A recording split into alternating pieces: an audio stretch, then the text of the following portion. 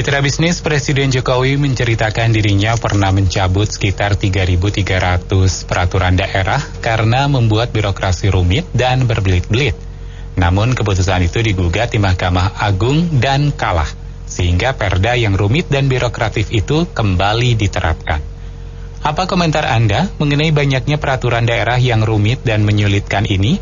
Apakah ada pengalaman Anda dan bagaimana mengatasinya? Apa upaya yang harus dilakukan kalau putusan Presiden dikalahkan seperti ini? 633-9160, 633-9160, atau WhatsApp call 0816-924-924. Ya, lagi-lagi inilah yang disebut namanya birokrasi. Ya, gitulah. Aku pun juga pernah pengalaman ingin mau membuat izin soal pembangunan seperti rumah, renovasi rumah lah, mau bikin perizinan soal buka usaha apa semua ya. Itu ya gitulah. Kita ini juga sebagai orang biasa juga mau gimana lagi. Kadang pejabat-pejabat yang kerja-kerja PNS aja juga gimana tuh. Katanya di sini ngomong akan dipermudah. Tapi ya tetap aja tunggu uang amplop beruang baru digampangin semuanya. Ya itu sih sudah lagu lama lah. Cuman ya gitulah, Pak Jokowi sih memang sebenarnya sih berupaya, pengen mau berusaha ingin mau mengurangi perda-perda yang istilahnya sangat merumitkan orang. Cuman ya entahlah, harusnya juga pihak Kementerian Dalam Negeri, yang pokoknya pihak-pihak terkait lah, itu harusnya lihat, harusnya gimana sama rakyat bahas gimana solusinya agar bisa birokrasi di negara kita ini bagus. Itu aja sih saya harapkan. Ya sebenarnya kasihan ya Pak Jokowi ya, gagasannya bagus-bagus tapi nggak didukung. Saya ngalamin sendiri ngurus IMB, ini sekarang namanya BPG. Tanya online gampang, nggak bisa mental sono mental sini. Ujung-ujungnya pakai jalur lain, uangnya berlipat-lipat. Bayangin aja, bangun aja perlu ratusan juta. Cuman ngurus surat, instansinya dari A sampai Z. Itu yang dikatakan online, tapi nggak bisa kenyataannya di online kan. Saya ngurus NIB, itu ada masalah. Terpaksa saya harus datang ke gedung Ganda Subroto. Bayangkan NIB itu nasional. Kalau orang dari Kalimantan Barat bermasalah harus datang ke Jakarta tanpa ada yang bisa istilahnya dengan telepon kayak dengan apa, ada saluran teleponnya tapi nggak bisa, nggak berfungsi. Nah yang kayak gini-gini ini kayaknya peraturan dipermudah tapi belum tentu kenyataannya. Sekali-sekali ini harus diinspeksi. Termasuk saya mengurus pajak kemarin, ada problem PPN nggak bisa diupload, kita harus datang sendiri dan nggak bisa sekali selesai, berminggu-minggu. Itu juga personalnya juga sampai minta maaf sih memang. Tapi yang kayak begini ini kalau online-nya belum siap, terus gimana jalan keluarnya? Minimal ya ada inspeksi yang istilahnya bisa mengecek lah ya. Kita punya jalur masalah tuh, lapor di mana, tanggapannya bagaimana gitu. Kalau nggak sama aja bohong. Terima kasih. Nah, kalau saya punya pandangan, saya sih nggak ngerti ya hukum kita di Indonesia gimana carut marut, saya nggak ngerti. Cuma saya bingung kan, presiden dia berani cabut, berarti dia punya wewenang dong ya nggak? Nah, kan nggak asal nyabut dong. Nah, emang cabut kangkung atau cabut singkong, kok bisa ditolak MA? Nah, ini salah siapa? Ya nggak? Nah, itu tergantung hukum kita yang mana benar. Kok MA berani tolak kan berarti dia punya power hukum. Ya nggak? Jadi Jokowi itu istilahnya diremehkan. Nah, saya gitu dah. Jadi saya punya pendapat ya, hukum kita tuh nggak tahu mana yang benar. Ya saya sih nggak panjang-panjang. Sekian, terima kasih. Begini ya, ini kan kalau ingin membentuk suatu kebijakan peraturan, itu ada syarat sahnya, yaitu syarat formil dan material. Dan dua itu ada di Undang-Undang Nomor 11 Tahun 2012 kalau tidak salah. Di situ diatur apa syarat formil dan material. Kalau formil itu misalnya bahwa suatu pembentukan undang-undang itu tidak boleh bertentangan dengan undang-undang yang ada di atasnya. Ingat tentang tata letak urutan peraturan undang-undangan, gitu ya. Dan yang kedua, tentang material itu banyak sih syaratnya. Cuma salah satu syaratnya itu bahwa suatu undang-undang yang dibentuk atau dibuat itu oleh kerjasama eksekutif dan legislatif, maka tidak boleh mengatur hal yang sifatnya pribadi dari masyarakat atau private dari rakyat. Harus membuat yang kebijakan sifatnya publik yang mengena pada rakyat keseluruhan. Ya contohnya seperti Undang-Undang Nomor 57 tahun 2023 yang katanya pengusaha atau perusahaan wajib lapor ke presiden jika ingin buka lowongan. Kalau cuma pakai kata perusahaan atau pengusaha, kan ada pengusaha swasta dan BUMN, orang yang direktur BUMN gitu ya. Ini yang dimaksud yang mana? Karena di undang-undang cuma pengusaha perusahaan. Padahal perusahaan itu ada yang BUMN, yang direktur BUMN, ada yang pengusaha swasta. Kalau pengusaha swasta atau perusahaan swasta, dia tidak harus melapor ke presiden kalau buka lowongan, karena dia sifatnya private. Sedangkan undang-undang hanya berlaku bagi yang publik sifatnya. Nah itu kan seperti itu. Lalu yang undang-undang TikTok yang baru ini ditutup ya sore ini udah nggak bisa loh TikTok dioperasikan. Itu kan penjual memang mau menjual, itu kan selain hak asasinya dia juga hal yang private karena mengatur pada pedagang. Pedagang mau jualan, atasannya bukan yang di atas eksekutif atau legislatif. Dia berdagang dengan modal sendiri dan mengikatkan di TikTok gitu ya. Entah alasannya dia itu nanti terjadi persaingan dagang. Tanpa TikTok pun sudah terjadi persaingan dagang.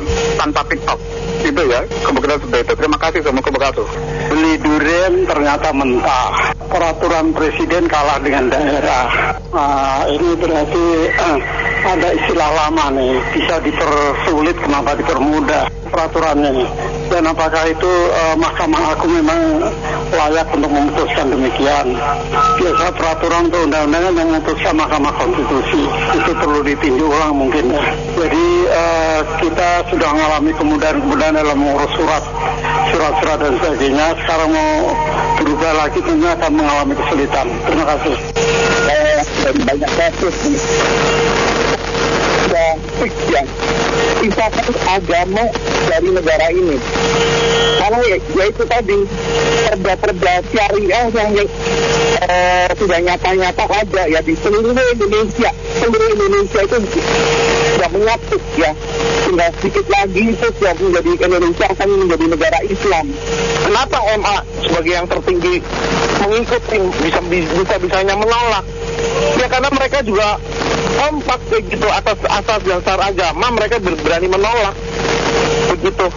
Indonesia menjadi negara Islam adalah suatu misi yang terselubung yang selama ini secara berlahan ya, mulai dari sekolah dijilbabin, sekolah dibikin eksklusif ya, kemudian BUMN juga sama aja pegawainya harusnya wanita harus pakai jilbab segala macam. Itu kan memang secara berlahan-lahan untuk apa menghancurkan negara ini.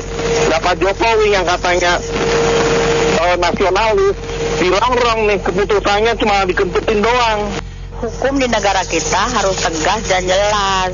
Apa yang dikatakan presiden, kalau memang benar itu dijalankan. Kalau mamanya tegas dan jelas, investor dari luar mau berinvest di sini. Kalau nggak tegas dan jelas, susah. Kayak jadi pejabat banyak yang korupsi. Hukumannya belum jelas kapan dihukumnya. Tarsok itu tadi lihat dulu begitu. Ini kalau menurut saya kan itu peraturan daya itu apalagi yang untuk investasi ya, kebanyakan itu ujung-ujungnya duit gitu.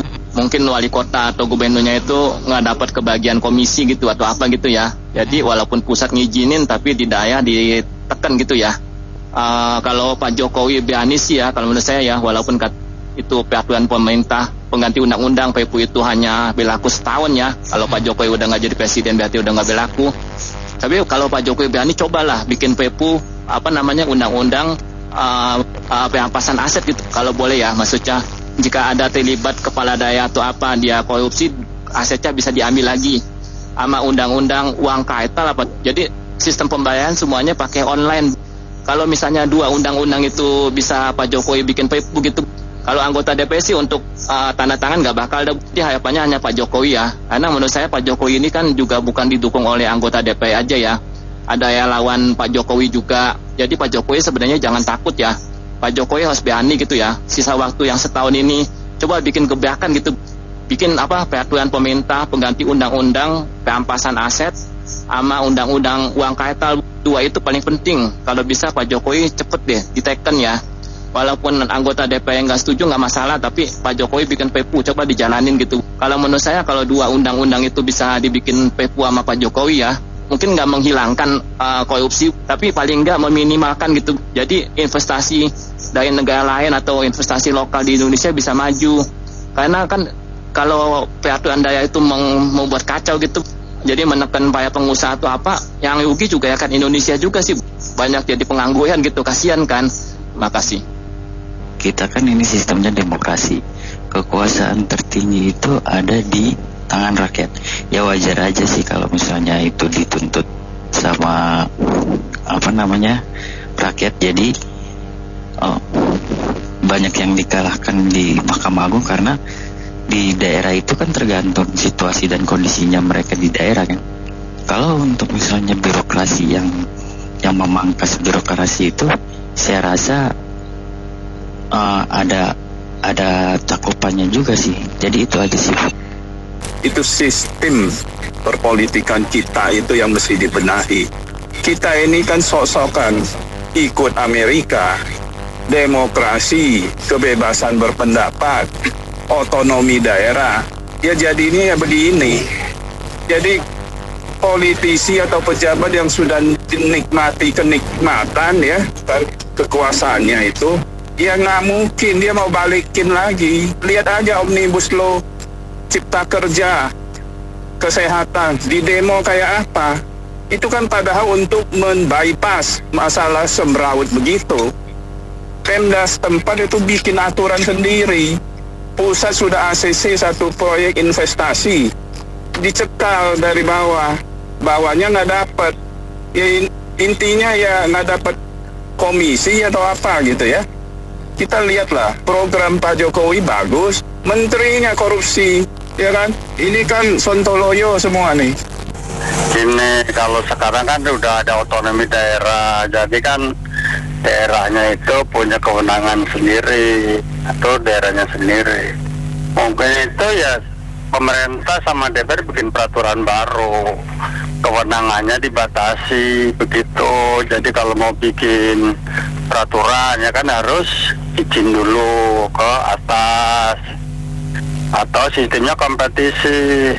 Jadi kalau yang pemerintahan daerahnya bagus nanti kasih reward, anggarannya dinaikin. Kalau yang jelek mungkin ya nggak usah dikasih anggaran atau dikurangin di cara-cara seperti itu. Makasih. Saya menyikapinya Pak Jokowi sudah bagus dalam regulasi tentang bagaimana konstitusi ya, pemimpin daerah itu punya hak secara konstitusi atau birokrasi. Namun ketegasan mereka ini terlindungi oleh negara legislatif. Jadi ada sinkronisasian antara legislatif dan eksekutif. Ini sebenarnya kalau Pak Jokowi makin adem ya, seolah-olah untuk rakyat semuanya, tapi kita bisa berkaca pada kasus COVID ya. Di daerah-daerah itu pemerintah daerah banyak yang mau menerapkan lockdown atau karantina daerahnya sendiri. Lalu ada ancaman dari pemerintah pusat bahwa itu akan dipenjara. Nah, akhirnya pada takutkan mengembalikan lagi itu tidak jadi lockdown. Lalu contoh kedua ada lagi aturan premi BPJS yang dinaikkan sudah digugat dan dibatalkan oleh MA. Tapi apa yang terjadi? Malah dinaikkan kembali oleh pemerintah pusat, oleh Pak Jokowi. Jadi menurut saya dari dua contoh di atas, sebenarnya pemerintah pusat itu punya kuasa jika memang diiringi dengan kemauan yang kuat, bukan hanya omongan di depan media aja ya. Jadi seperti tadi dibilang sudah mencabut aturan daerah yang bikin ribet, ya itu kapan realisasinya? Kayaknya kita nggak pernah dengar juga kan. Tiba-tiba ada omongan begitu ya dari pengakuan Pak Jokowi sendiri, ya kita nggak tahu ya. Dan niatnya juga mungkin setengah hati kalau sampai dibatalkan lalu diam aja, kan bisa sebenarnya dicabut lagi. Terus aja pemerintah pusat sebenarnya punya kuasa seperti itu. Dari saya itu aja. Saya pikir tujuan dari presiden itu kan untuk mempercepat iklim investasi di Indonesia ya, supaya penanaman modal asing itu lebih cepat. Karena percuma, contohnya ya, ada undang-undang atau ada peraturan pemerintah, tapi gubernurnya bikin aturan sendiri, ya kan, kayak raja kecil. Bupatinya juga sama, ya, kayak raja kecil lagi. Gimana mau ini terbentur, ya kan? Contohnya, coba urus itu IMB, berbelit-belit, ya kan? 2 tahun belum tentu selesai. Jadi gimana mau ini, mau investasi ini, ya, sangat menyedihkan itu. Ya kalau menurut saya ya, kita mesti melihat dulu ini yang dikalahkan itu mengenai pasal apa dan peraturan apa gitu loh. Karena sesuai hukum dan sesuai aturan hukum memang tidak serta-merta seorang presiden itu bisa seenaknya membatalkan peraturan-peraturan yang telah dibuat oleh daerah. Karena daerah itu punya otonomi kan, itu yang pertama. Yang penting itu ialah bagaimana melaksanakan peraturan-peraturan itu berjalan sebagaimana mestinya dan tidak disertai dengan embel-embel yang lain, UUD ujung-ujungnya duit, ya kan, kemudian juga praktek kolusi dan sebagainya gitu loh. Jadi menurut hemat saya sih sebenarnya sih sah-sah aja sih dibatalkan, karena memang mungkin daerah juga mungkin secara objektif hukum juga melihat bahwa aturan ini dibuat untuk menyejahterakan daerah gitu loh, dan nggak bisa hanya untuk sekedar popularitas, cari nama gitu ya. Presiden seenak-enaknya itu membatalkan itu dengan alasan merampingkan birokrasi. Nah sementara dari pihak pusat sendiri pun birokrasinya pun berbelit mbak. Ya contohnya lihat aja sekarang, dari mulai posisi jabatan menteri yang tadi ya janji akan disederhanakan, sekarang adanya apa? Wakil menteri, staf khusus menteri, staf ahli, itu kan pemborosan biaya dan inefisiensi kalau menurut saya. Jadi beli contoh yang baik dulu lah kalau menurut saya, yang di atas itu baru bisa untuk dilanjutkan ke yang bawah. Terima kasih. Ya, lalu soal menggugat itu kita pernah tahu ya. Nah, sebelum ini ada peraturan iuran BPJS dinaikkan pemerintah, lalu digugat dan akhirnya dibatalkan, tapi akhirnya dinaikkan lagi ya sampai sekarang itu. Jadi ujung-ujungnya ya iuran BPJS naik. Nah ini juga sama sebenarnya. Kalau pemerintah atau Pak Jokowi ngakunya udah menghentikan aturan yang ribet itu di daerah, lalu digugat malah aturannya balik lagi, ya sebenarnya bisa aja dia kan presiden, jadi jadiin lagi kayak iuran BPJS itu bisa kalau emang niat. Ya kan emang kalau niatnya kurang ya tentu aja nggak bisa, nggak terjadi. Itu aja dari saya. Ya, saya juga prihatin dan sedih juga ya. Kita tahu ini memang Pak Jokowi ini orang baik dan dia selalu lurus. Cuman di samping itu banyak musuh-musuh dalam selimut. Itu yang sedikit jadi bingung. Dan di mana dia juga pasti tahulah banyak musuh dalam selimut, sehingga dia bingung prioritas mana yang harus dibereskan. Gara-gara kan banyak musuh dalam selimut ini. Makanya saya punya pengalaman juga mau membuat sertifikat tanah tuh di daerah Sumatera Utara sana, di letaknya itu di Polonia. Mau ngurus surat tanah saya sendiri yang jelas-jelas ada jual beli apa, mau buat sertifikatnya riwahnya minta ampun. Sampai detik ini bayangin, dari saya usia sekitar 20 tahun untuk ngurusnya, sampai detik ini tidak bisa jadi-jadi. Jadi dengan adanya peraturan-peraturan yang sangat riwah ini, jadi kita bingung apa dan mengapa Mahkamah Agung ini membatalkan gitu. Jadi dia pegangannya apa? Justru ini menyangkut rakyat banyak, harusnya memikirkan itu. Justru dia harus membuat pertegas supaya pemda-pemda itu tidak banyak aturan yang menyulitkan rakyat. apalagi rakyat yang kecil. Itu sih, kita sangat sedih ya. Semoga ada pemimpin atau Mahkamah Agung yang lebih bijaksana, lebih berhikmat dalam memutuskan segala sesuatu. Terima kasih. Gini ya, sejak kita reformasi, pada saat kita reformasi itu undang-undang dasarnya dirubah, yaitu presiden tidak lagi memegang kekuasaan tertinggi, tapi DPR. Ini celakanya, sehingga semua hak itu dibagi-bagi. Akhirnya, ya ini jadinya. Contoh yang di depan mata kita saja, 5 tahun, 450 triliun APBD hanya bangun 1 puskesmas. Nah, tapi presiden kan nggak bisa apa-apa, terus rakyatnya pakai cerdas lagi, ya repot ya, termakan oleh buayan kata-kata manis doang, tapi nggak ngerti apa-apa. Pertanyaan saya gini, bukankah birokrasi kita itu memang sudah sedari dulu dibuat untuk menggali suara pada saat pemilu, harus memilih salah satu, harus memilih partainya Orde, sehingga pada saat itu birokrasi model gimana terserah. Pokoknya yang penting Orde tetap berkuasa. Ini akibatnya sehingga penyakit ini adalah penyakit kanker yang mana sulit untuk disembuhkan kecuali potong generasi.